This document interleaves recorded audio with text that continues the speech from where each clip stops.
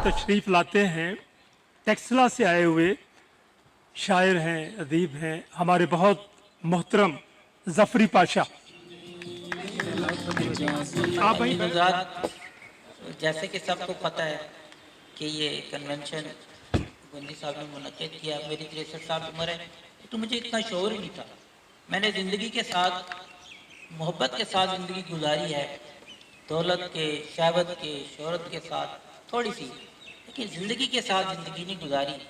ज़िंदगी के साथ ज़िंदगी गुजारने का मतलब आवाम दोस्त कन्वेंशन। माशाअल्लाह, बहुत खूब।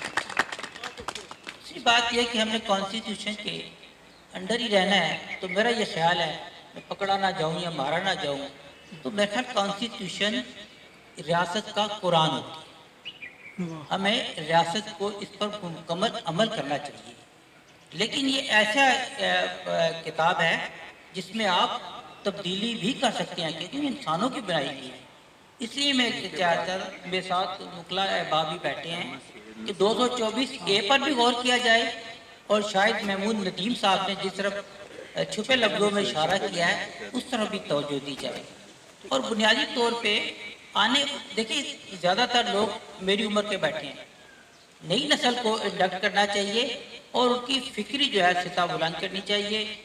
और हमने सब लोगों के लिए सब काम करने हैं, बकौल गोविंदी के कि हमने सब लोगों के लिए सब काम करने हैं। अगर हम सब लोगों के लिए सब काम ना भी कर सके तो हमारा यही सब काम है। बहुत शुक्रिया।